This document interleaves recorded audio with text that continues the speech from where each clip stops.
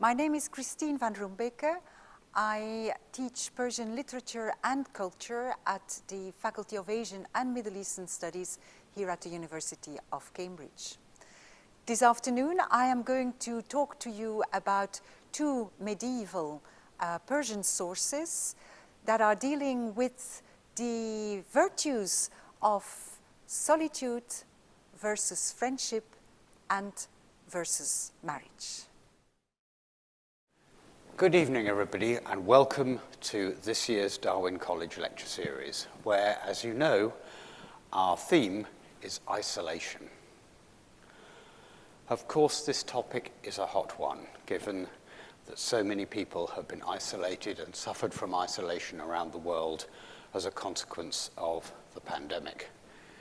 However, our aim is not to focus on that in this series, but rather to explore the consequences, the impact, and the pros and cons of isolation across a range of subject areas, from geography to poetry, to science, to policy, and to international relations.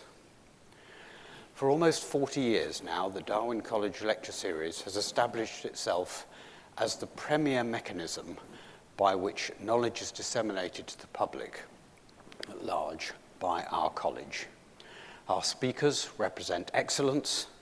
Their depth of knowledge allows them to communicate effectively across disciplines and at a level that allows stories to be told. This is the hallmark of so much of what we cherish here at Darwin. As you may have noticed on your way in to the lecture theatre earlier today, we have introduced a number of innovations to the Darwin College Lecture Series this year. The first of those being that the book of essays that is normally published a year or even sometimes longer afterwards is actually available now. It has been published. If you've not already bought a copy, please feel free to do so on your way out after you've heard today's lecture. It's half the price you would pay if you bought it on Amazon. Today's lecture to launch this year's series is entitled On Escaping or Not Escaping Solitude, Persian Tales of Turtles and Pearls. And I'm delighted to welcome our speaker, Christine van Ruymbeke, to deliver this talk. She's a professor of Persian literature and culture here at the University of Cambridge. Christine is also the co-chair of the Faculty of Asian and Middle Eastern Studies and head of the Department of Middle Eastern Studies here at this university. And I'm proud to say that she is a fellow, a graduate tutor, and the college praelector at Darwin.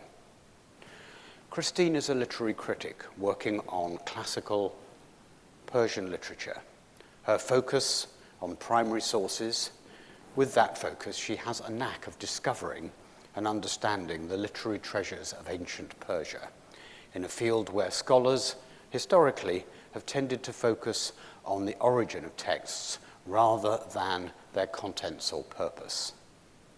In that sense, she's broken away from the mold of Arabic and Persian scholarship, and she reckons that some of the original works of Persia contain the most beautiful, rich, and diverse language in the world. On this topic, she has composed many books and has spoken with passion and charm to unravel the mysteries of times past. Please join me in welcoming Professor van Ruymbeke to the stage. Thank you. Christine.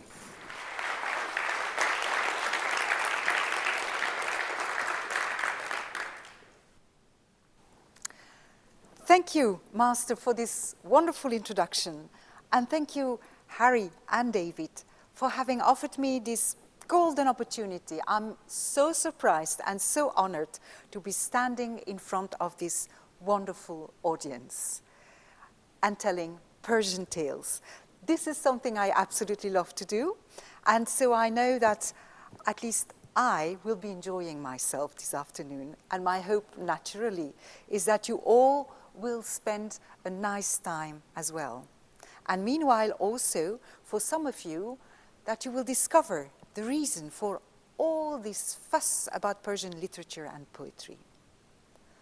On a sober note, however, it feels strange to enjoy ourselves talking about Persian literature in all its glory and magic when we think of the current misery of Iranians in their countries and of Afghans in their country.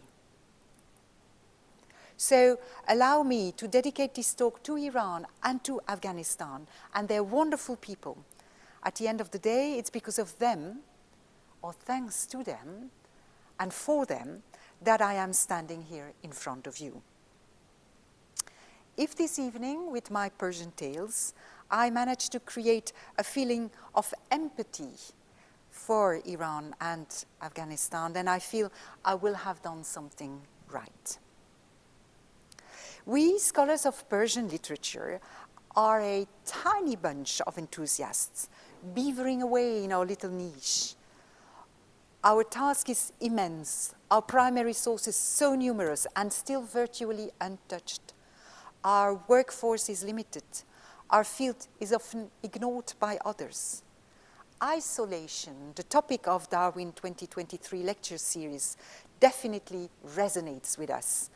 And I will examine a feeling closely related to isolation, though very different, namely solitude. It's that feeling one experiences when physically alone, although it is not the same as loneliness, which is felt as painful, as empty. Solitude may be a positive feeling, something people might actively seek, something to be desired. The heroes in my tales each have the option between solitude and the close company of another person. My stories do not talk about large groups of people. They examine exclusive one-to-one bonds, that of friendship and that which underwrites marriage. I have a few preliminary remarks to make. I want to celebrate the Persian tales themselves, and I will give you therefore only snippets of all the introductory stuff that would fill you in correctly on the background of the medieval Persian world and of Persian literature. But you will find that information in the chapter I wrote for the printed volume of this year's Darwin lectures, with some further reading suggestions. My slides use varied, whimsical pictures, amongst which a number of Persian book illustrations. In the first part of the presentation, some pictures are indeed illustrating the very tale we are looking at. Those accompanying the second part are not officially related to the story, but they provide a fitting visual accompaniment to it. The great period of Persian book illustrations starts very broadly in the 14th century after the Mongol invasions. They reached their two peak moments with the Timurid patronage in the 15th century and with the early Safavid rulers in the early 16th century. It's worth remembering that these are book illustrations of modest dimensions, something we tend to forget when we see them blown up on screen. And my last remark is that, personally, I'm not at all objective. I'm totally under the spell of these precious medieval Persian tales. And I only have 55 minutes to win you over. So let's jump in straight away. The tale of the monkey and the turtle. The king of the monkeys is now too old to rule. He's banished by his tribe, sent away to live anonymously and frugally on the shore in a fig tree, waiting for death's call. He's forced to become an unsatisfied hermit, all alone, away from the tribe, no longer a king. His boredom is immense. He hates this loneliness, the silence, the isolation. His only company is the pleasant splashing sound of the figs when he throws them in the water. He is unaware that with this innocent bit of fun, he feeds a turtle swimming close by who receives these figs as incredible bounty. The turtle approaches the monkey with a friendly opening. And the monkey is too delighted at last to meet someone he can talk to. And talk away he does, while the turtle makes intelligent noises, but in fact really gobbles the figs. And so they spent many an idyllic afternoon together. But dark clouds are gathering, because meanwhile, on the other shore, at Turtle residence, Mrs. Turtle worries at her partner's neglect and does not believe his silly story of figs and verbally incontinent monkeys. She suspects a petticoat. Deeply jealous, her strategy is very simple and implacable. She is very ill, she moans, and can only be cured by a monkey heart. In order to keep peace in the home, Mr. Turtle has no option. He agrees to invite the monkey to Turtle residence. Once the guest is at their mercy, the turtle couple plan to butcher him to extract his heart. Delighted with such an attractive social invitation and relieved at the offer of a lift across the water, the unsuspecting monkey hops on the turtle's back. And I could not resist using this image of the turtle and the monkey translated into a tiny Japanese netsuke. Who knows, the Japanese artist might have been influenced by our Persian tale. Underway, the chatty turtle explains about his wife's illness, and he candidly outlines the crucial role, the central role that the monkey is about to play in her medical treatment. And this is when the horrified monkey has a true cold sweat Hitchcock moment. It suddenly dawns on him that he can't swim. And he finds himself in the middle of hostile water, sitting on the back of a sinister psychopath whose plan is to rip out the monkey's heart and to feed it to his ailing wife. Ultimate messy horror. In such a charged moment, one needs iron self-control. The monkey's response is truly inspiring. He avoids contradicting the psychopath. He agrees that this hard cure is common knowledge, and yes, of course, he's anxious to help. Next, he introduces the trump card that he left the tree without his heart, and they need to go back to fetch it. And the turtle agrees to swim back. Once safely up the fig tree again, look how he's hugging the branches. The monkey wipes his brow. He realizes that actually he loves his solitude. Isolated turtles, psychopaths, and what will you? Isolated from turtles, psychopaths, and what will you? He boasts that he will not be taken in ever again.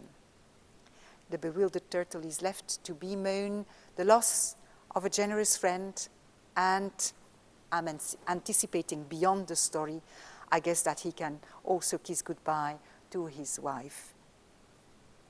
Most likely, but the story doesn't say so. So there we are. Some parents amongst you might have recognized the monkey and the turtle as the characters of a cute bedtime story for their young children. But I have found my tale in one of the greatest, most famous mirror for princes of all time, a book of advice to rulers and people in positions of power. Let me introduce the book of Kalila and Dimna, Ketab-e Kalile-o Demne, also known as the Persian animal fables, the fables of beet pie. This is the first of the two major Persian sources I'm using tonight. The text of the book of Kalila and Dimna pops up in literary history in 8th century Baghdad, the capital city of the new caliphate of the Abbasid dynasty. The book is composed by a converted Iranian who claims he translates into Arabic a treasure of the Sasanian emperors written in Pahlavi, in Middle Persian. Here is the illustration of the Sasanian author proudly presenting, he's dressed all in white, proudly presenting his book to the Emperor Anushirvan, who died in 579. This translation is presented as a result of a literary theft perpetrated at the court of an Indian king who kept the book locked away in his treasury. Whether or not the Pahlavi book is based on a Sanskrit original, that will never be fully established. But at any rate, the book has roots that reach back much deeper into classical antiquity and into the history and thoughts developed in the great Iranian world empires. And these originated a good millennium earlier. The book is structured as a collection of fables with human and non-human animals who tell each other stories, in which the characters tell each other other stories, and so on, thus constituting a remarkable example of embedded narratives of frame stories, very much like a literary Russian doll game. The 8th century Arabic mother text quickly developed into an international bestseller. It's been translated into Hebrew, from there into Latin and Greek, from there in all imaginable languages, Italian, Spanish, German, French, English, you name it, till the early modern times. I think it's fair to say Kalila and Dimna has never stopped being translated, rewritten, versified, copied, simplified, amplified, adapted. In Persian only, we have no less than 7 versions of the text still existing now. The text has irrigated the thought of the great and powerful across the Eurasian and North African medieval and pre-modern worlds. The story of the text itself, of its transmission, but also of its discovery by scholars, its study, and the disputes about its origin, which are still flaring up today as I am speaking, all these makes a very exciting, fine adventure. What is important is to give you a feel for the text's target readership. And here is the portrait, and it's a rare thing in medieval and pre-modern Persian paintings, a portrait of one of the eager readers of Kalila and Dimna. This is Sultan Hussain Paykar, the grandson of Timur. He was a cousin also of Babur, who will be the founder of the Mughal dynasty in northern India. At the end of the 15th century, under Sultan Hussein's rule, Herat in present-day Afghanistan became the beacon of Persian culture, a center for intellectual life, and works composed and written there demonstrate a staggeringly rich, adventurous cultural ambiance and intellectual freedom. And a very famous new version of Kalila and Dimna was composed at this court for a grand courtier closely related to Sultan Hussain who definitely read this new version. Look at him. I think I can see a faint twinkle of amusement in the corner of the eye of this powerful, dangerous ruler. Still, he does not exactly strike me as someone who would have the patience for cute bedtime stories about monkeys and turtles.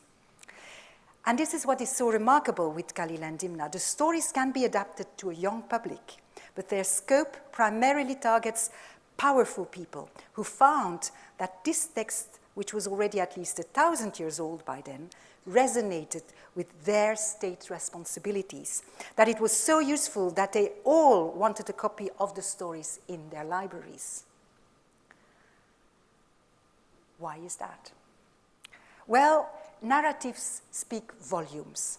They're the best possible medium to express the complexity of practical and philosophical conundrums. The effort it takes to decode a tale, that is, the exercise of thoughtful reading itself, also shapes our brains. It holds the pedagogy. And that is so with the fables of Kalila and Dimna. Contrary to what we often think, a fable is open to interpretation. Like diamonds, each of the facets of a fable is meaningful. What happens to each character in the story is important and should be considered on its own. And so when an author imposes that classical moral lesson on a fable, he is in fact artificially and tyrannically manipulating us readers to view and understand the story in one single way, his way, frozen in time and resonating with him only. But fables are open texts. The stories are timeless. They do not dictate ad hoc answers and recipes. Instead, they place us in front of universal problems, of puzzles, without explanation or solutions. And they leave us to decode them and adapt them to our own situation. This is radically opposed to our contemporary way of using a text. We read for information, and we expect the writer to spell it out.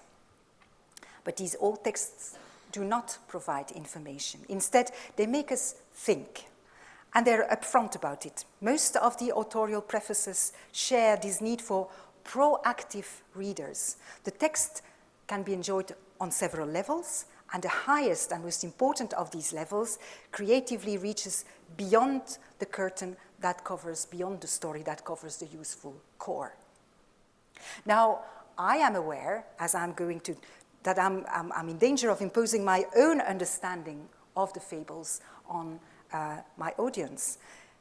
But meanwhile, I invite each of you to engage creatively with the story and with all medieval texts in general, and to come up with your own interpretations, after my talk, of course. So, animals are intrinsically, human animals are intrinsically social. Being around people procures a warm feeling of elation, of social plenitude, of safety. But it's also terribly difficult to work out the difference between friends and enemies, especially for a ruler. Why should this be so?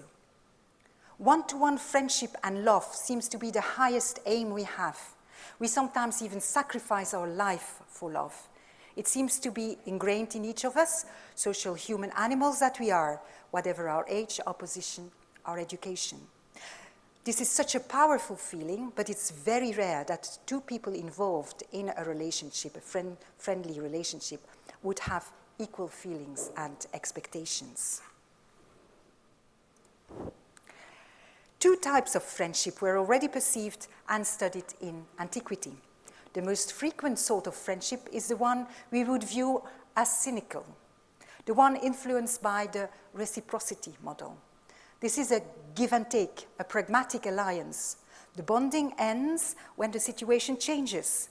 In its positive form, it's a useful relation between two actors who understand the rules of the game and temporarily join interests without being sentimentally involved. But what we call friendship nowadays is the romanticized relationship. It's a bond of infinite giving, understood as almost sacred, an attachment related to feelings of love, completeness, harmony, joy. Philosophers are aware of its existence, but they warn that it's very rare. The real thing is very rare. It's better than love because it's not related to passion, to physicality, to jealousy, to need. But it should be only entered into after mature examination and tests period as to the virtue of both parties. When such an exceptional bond is shaped, it brings infinite delights. Human beings have that great longing for it, but they mostly delude themselves that they have found it and rashly remain blind to dangerous signals. Frequently, people bond though they have different understandings of friendship, and this often becomes a very toxic relation between a manipulator and a victim. The victim believes in romantic, complete friendship, giving total trust, sharing everything. The manipulator plays on that need, but is not involved sentimentally. And the honest victim ends up broken and bitter because he misunderstood interested closeness for sentimental friendship. Now, the Kalila and Dimna authors saw the fundamental human longing for sentimental friendship as one of the critical perils for a ruler, a weakness on which unscrupulous, ambitious tricksters will play. And the book is a red signal flashing its grim message. The person at the top cannot trust anyone, especially not those attempting to friendship or love, only to betray later. A ruler should resign himself that he can never trust anyone, whether friend or lover. He's condemned to the harshest of solitudes. On a side note, It's not recommended either for the ruler to transform solitude in mysticism, says Kalila and Dimna. Searching to attain purity and living as a hermit is not an answer. The business of being a king is about active involvement in society. If friendship and love are dangerous for the ruler on the receiving end, the good news is that these two feelings, as well as flattery and betrayal, are good, old, effective tools which the ruler should use to further his own political ends. I'm convinced that Machiavelli knew about Kalila and Dimna tales.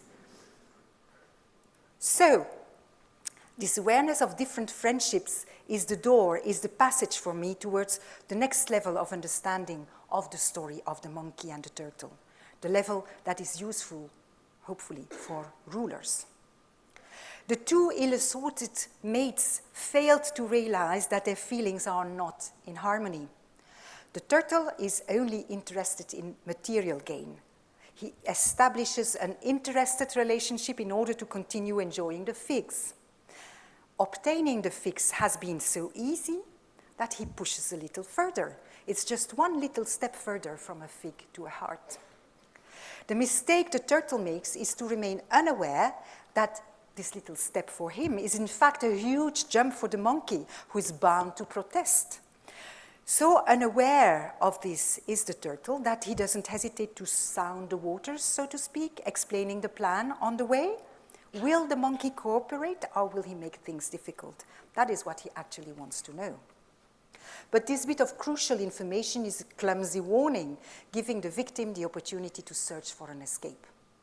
A further capital mistake is that the turtle does not realize that he is planning to kill the monkey who throws the golden figs, sacrificing long-term gain in exchange for short-term peace on the home front.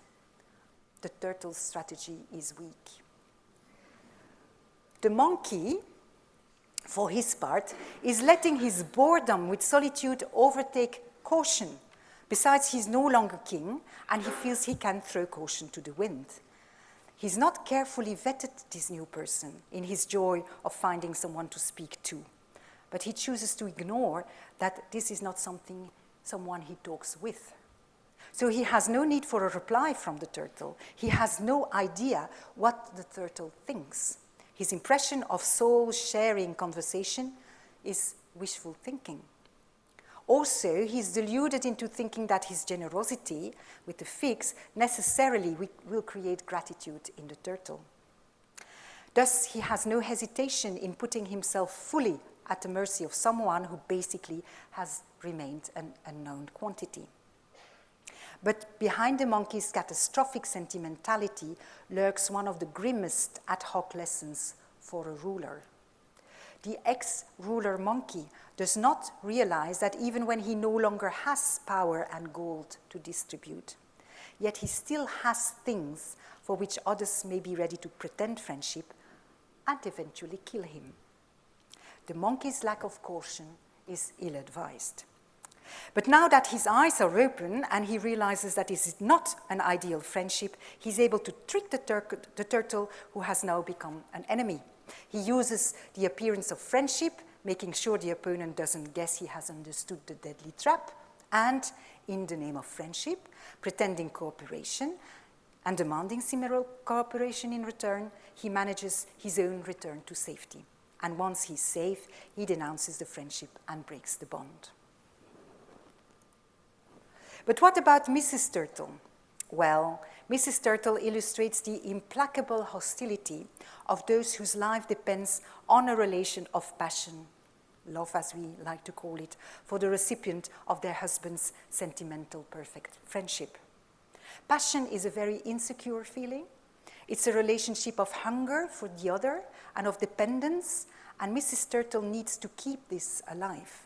She does not know what a friendship relation means, and her jealousy is ferocious. She's convinced that it will eventually take away her husband. And she's in fact saying the truth when she says that she is ill and that only the death of her contender will cure her. And unfortunately for Mr. Turtle, by accepting to sacrifice his friendship for peace in the home, he sends a catastrophic signal to his wife, who will now constantly push further and demand more. And this thoughts about passion and about the life of Mr. and Mrs. Turtle brings me neatly to my second source, which examines giving up solitude and its freedom for the bond of lawful wedded marriage.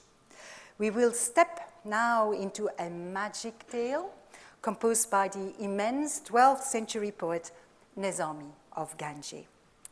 This is Persian narrative at its best, just as meaningful for rulers and powerful people as is the Kalila and Dimna, but quite a step above in sophistication and elegance. Nezami Ganjavi's stature is towering over Persian poetry. His voice is so special, you can't mistake it for anyone else's. Tone and style are unique. He's a very challenging poet, a superior narrator, a giant brain.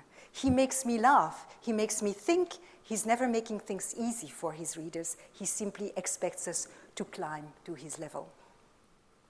His main work consists of 5 narratives, the most famous of which is probably the story of the star-crossed Arabic lovers Layli and Majnun.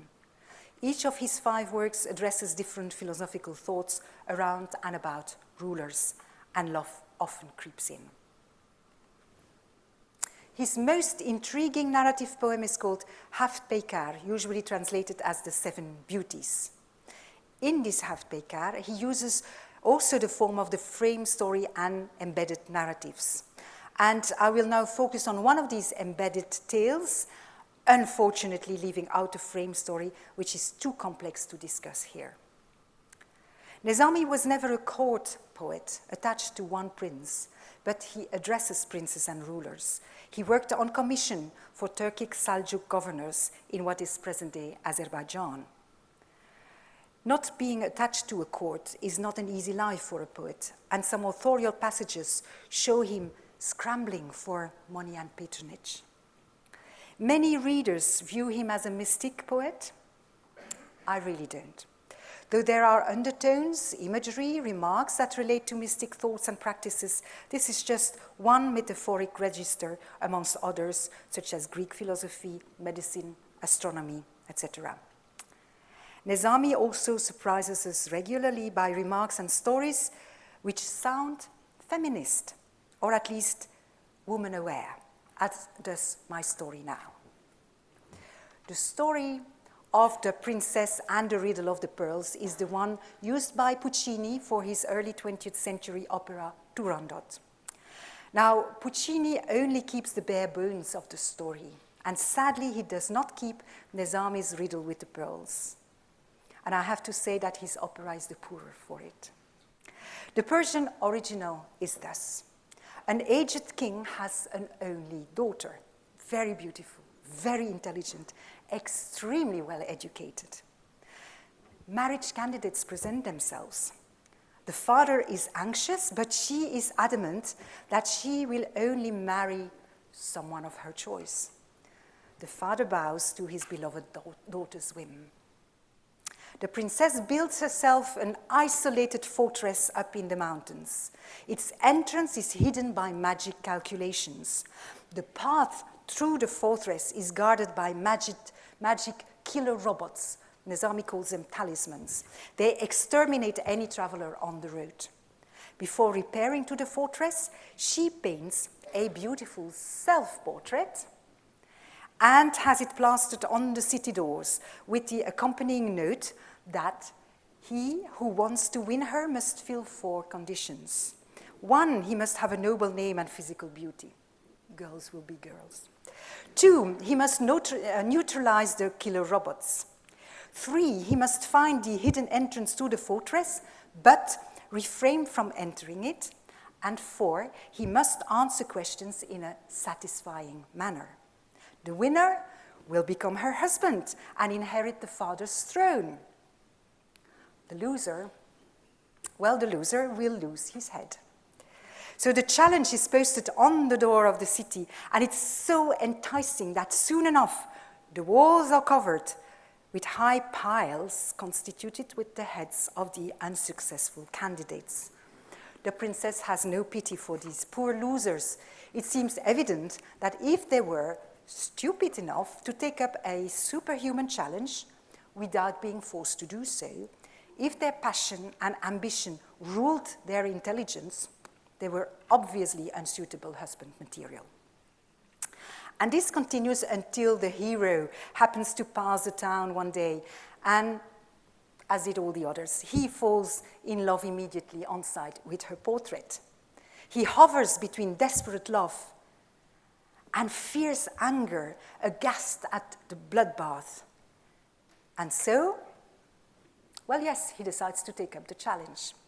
But as he is wise as well, he first goes to a hermit who teaches him all the things that the princess knows. Then only does he enter his name for the contest, and he proves that he fulfills the first condition of pedigree and physical beauty. And he's allowed to start out towards the fortress. He manages the second test by annihilating the robots. Next, he can work out where the hidden entrance to the fortress lies. The princess remains hidden and orders him to return to town and wait for the riddle test. What does the princess want? The nature of the challenges sheds light on her hopes.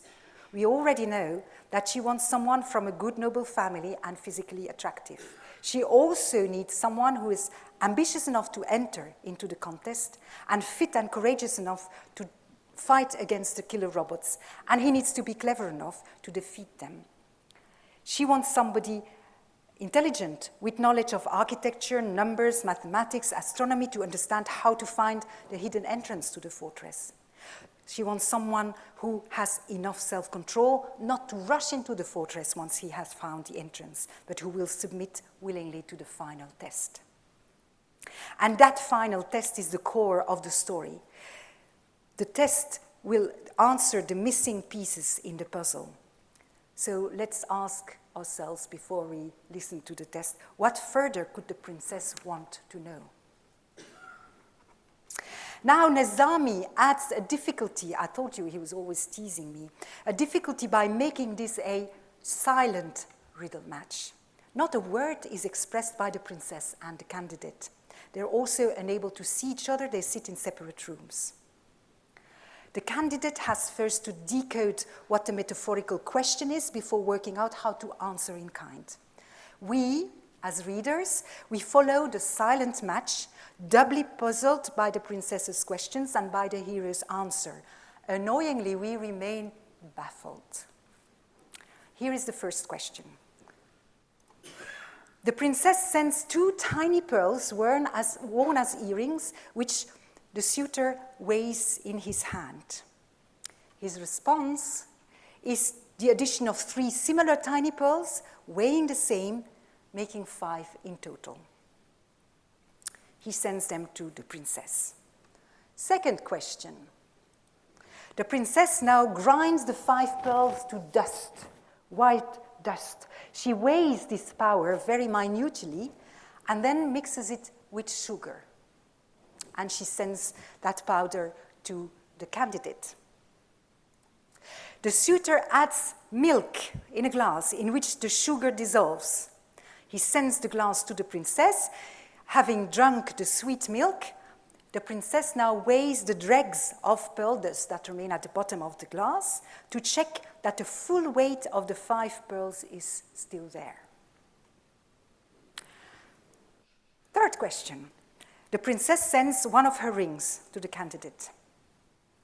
The suitor keeps the ring and sends back a priceless, unpierced pearl. Fourth question. The princess finds in her necklace a pearl exactly similar. She now binds these 2 magnificent jewels together and sends it to the suitor. The suitor adds a blue glass bead, ties it to the 2 magnificent pearls, sends it back to the princess. The princess laughs, wears the 2 pearls on her ears, the bead on her hand, and agrees to the match. Seasoned, talented author as he is, Nezami naturally is not going to give us the key to these wonderful riddles. That would spoil our fun. But he teases us a little bit further. The father, the king, has not understood a thing. Like us, he's only seen the silent exchange between the princess and the candidate, and he wants to know. Nezami's princess probably feels that what happened between the suitor and herself is none of her father's business. But she avails herself of a traditional ploy, that of pseudo-keys. This is particularly frequent in sexual riddles. I'm already giving you. It is a game disorienting us, but often providing essential indications ad absurdum that ultimately help us to unravel the riddles.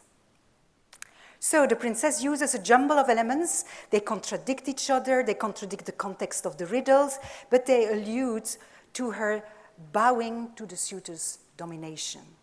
For example, she mentions that when she drank the glass of milk, it was to express how she felt like a baby compared to his immense knowledge. Immense knowledge, all because he managed to dilute sugar in milk. So, you know. A nice detail is that the father is not noticing the absurdity. She is giving him what he longs to hear. His daughter is tamed at last. So I won't go further into the pseudo-key because it's a bit tedious to unravel. But let's continue. So, and you'll find the explanations in the volume with the lectures. So Nezami does not give us the key, and his pseudo-key only challenges us further to get to the bottom of it. It's opposite here to refer again to isolation, the isolation of the reader, challenged by a medieval author to work out proactively the meaning of the narrative. Many a time did I wake the frustration about the riddle was creeping into my dreams, but I think I cracked it in the end. To start, I base myself on two premises. One, the exchange is of paramount importance for the princess in her search for an ideal husband. It should target qualities which the candidate has not yet demonstrated. And two, all the elements in the riddle are meaningful. And these elements are, and I've got here the eyes of Sultan Hussain Paykar, who must have been puzzling over this as well. These elements are the numbers 2, 3, and 5, pearls, white pearl dust and sugar, milk. I'm adding a scale to weigh the dregs, a ring, and a blue bead, such as those worn nowadays still in Iran on donkeys to avert the evil eye. The door was the meaning of these numbers and the metaphor of the pearl. After that, the pieces of the puzzle fall easily in place. However, as I am about to give you my key to the riddles, I must address the master directly for his green light. Master, my key is a little risque, sexually evocative, and a little wicked. As a speaker in the Darwin lecture series, standing in front of this noble assembly, may I go into my sexually charged interpretation?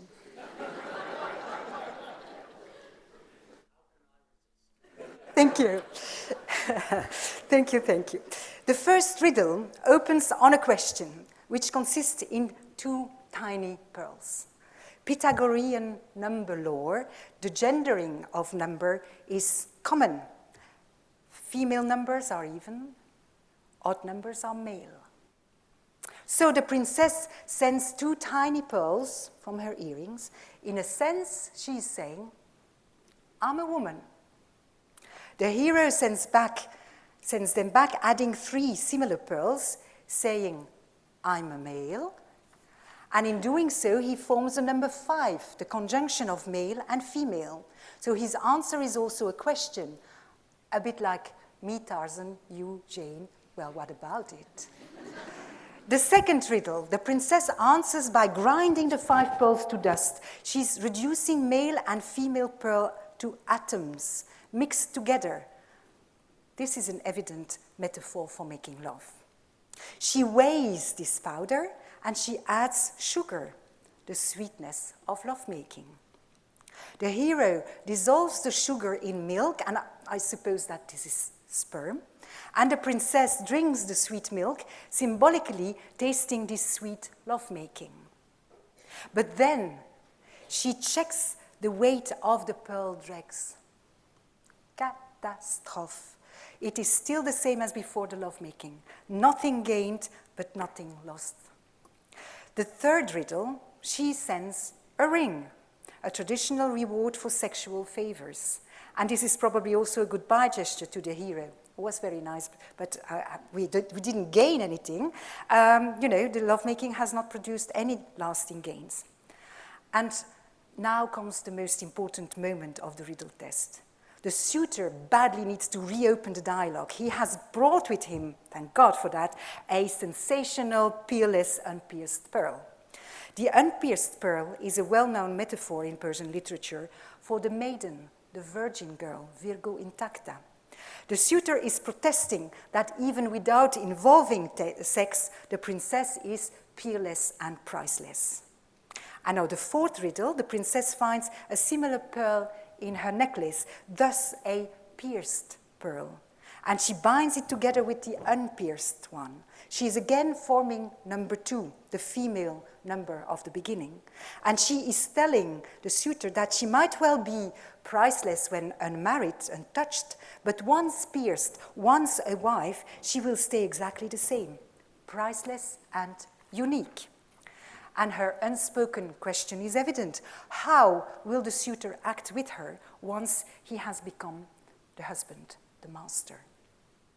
His answer is perfect. He adds this blue glass bead, which has absolutely no value at all, but is used as protection against the evil eye. By adding the bead to the 2 wonderful pearls, he forms number 3 again, the male number of the beginning. So he is telling her that his male identity has no other value and no other aim than protecting her pierceless value as a virgin and as a wife against the evil eye. And naturally, the princess is delighted, and she agrees to marry one who understands that his role as a husband is to protect her, not to enslave or to change her in any way. Now I see that delighted smile on your faces. What a lovely story this is. We all enjoy a happy ending to a challenging love relationship. But then I really need to shatter this romantic satisfaction. Firstly, coming back to where we started, this is not about rosy-colored marital bliss. Let's take into account the usefulness of medieval narratives and the busy and dangerous life led by the target audience. Let's think of Sultan Hussein's eyes. Would a story leading to such a Hollywood, Walt Disney happy ending really be enough to fascinate him? So I think there must be another door further into the story. I see the problem in the fact that at this stage in their acquaintance, we cannot speak of a relationship of true love. They've never looked each other in the eye. They've never really seen each other. They've never heard each other's voices. On the one hand, we have a powerful, intelligent woman, a she-wolf. She looks for a male collaborator to help her rule over her inheritance. On the other hand, we have an unknown man who feels powerful attraction for the portrait, but wants to restrain the bloodbath initiated by this woman. He's a he-shark. He hopes to rule this woman and through her, the country. We also know that he was furious when he started on the challenge. He wanted to stop the butchering, and he was, rightly so, laying the guilt at the door of the princess. Here is what he says in his blood-red anger, dressed in blood-red clothes. So between these 2 formidable personalities, who is the winner of the match? The princess or the suitor? We have seen that the princess has found a man with the ideal characteristics that she needs in her consort. What is more, she has brought him exactly where she wanted him, confessing his lack of worth and recognizing that protecting her is the unique aim and reason for his life. Frankly, in her shoes, I would demand that the suitor puts that down in writing immediately. But has she really won the match? Yes, if he is honorable and considers that a Persian gentleman's word is his bond. But she cannot be sure of that. Maybe he's not such a nice guy after all. He has studied to understand the princess. He knows her, he knows as much as she does. He thinks as she does, and he has understood her fears. He gives her exactly the answer that she's hoping for. He's quite clearly manipulating her. What will happen once they are married? Will he keep her at home, a pearl, too beautiful to dirty her little hands with the important affairs of state? Unfortunately for her, by setting the challenges which could only be solved by one who had learned all the sciences she mastered, she has created a dangerous monster, a male clone of herself. She's in fact tying herself to one who will have the upper hand because his manhood is an additional trump card in his hand and because he reads her like an open book now. So, passing through another door, to the mirror of princess dimension of the tale, the tale can be viewed as an allegory for a political puzzle. What our typical reader, Sultan Hussain, will probably note in the tale is the desperate danger of any type of alliance for a ruler. In fact, the princess is doomed from the start in her search for a husband, as is anyone in need of allies in order to survive. To give power to a stupid or weak ally is out of the question and leads to disaster. To choose a strong ally of equal intelligence and of equal power is potentially even more dangerous because ambition inevitably will kick in. And this brings us back to my remark earlier on, that a real danger for a ruler lurks in his entourage, counselors, family, friends, beloveds, and allies, those he is forced to trust and who have the opportunity to stab him in the back when the time is ripe.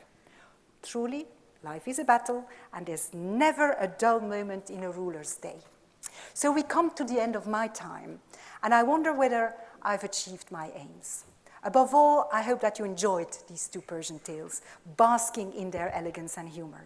I hope I could convince you that medieval literature matters. It still holds its interest for us after 800 odd years. And as you walk home, I hope you will be smiling and feeling gratitude for these great minds who transformed wisdom into narratives and these narratives into art, so as to give them the chance to survive time and its 1,000 natural shocks. And as they reached us tonight in Cambridge in the 21st century, I hope the stories could still seduce us with their wicked Persian charm. Thank you for your listening, girls.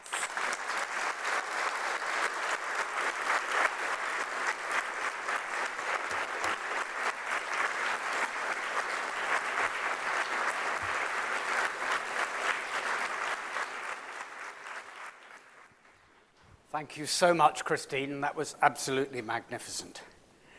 And now we're introducing another innovation this year to the Darwin College Lecture Series, and it's my real pleasure to invite Robin Kreutel, a PhD student at Darwin College and in the Faculty of Classics, to briefly reflect on Christine's lecture. Robin. Thank you, Master.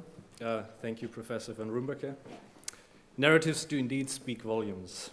You have taken us from the position of people in Iran at the moment to the position of Persian scholars in Western academia, to the potential isolation of those in power, and finally to the self-inflicted solitude of a demanding princess. I am a classicist by training, and your talk brought home to me how isolated our disciplines in modern universities can be. Despite the proximity of our faculty buildings in Cambridge, the study of Greco-Roman and Persian culture is still worlds apart. You have, however, shown us today, and with a lot of humor and rich illustrations, that the classics written in Persian are of generic value, and we ignore them at our own peril. They are no doubt just as complex, witty, rich, and fascinating as the texts that many of us are more familiar with. You have demonstrated, too, that isolation is not necessarily negative. It may be sought after for a variety of reasons, and there is value in learning to endure or even explicitly cultivating it. The scenarios you have presented us offer a powerful reminder that the state of being alone is much more than being lonely. You have argued that solitude can be a byproduct of being at the top of the social ladder and may at times be preferable to following social conventions. I'm also fully convinced now that I need to revisit my view of the tried moralizing of fables and mirrors of princes and instead appreciate how dark, cruel, disturbing, and entertainingly subversive they can be. Thank you very much for that.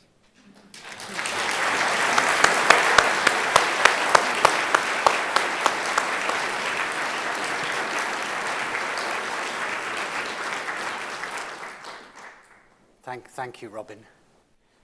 Christine's hope, as she said at the end of her lecture, was to see us leave with a huge smile on our faces and a new way of looking at friendship and love, basking in a greater awareness of Persian tales and what they tell us and how irresistible they are. I think you have certainly succeeded, and thank you so much, Christine.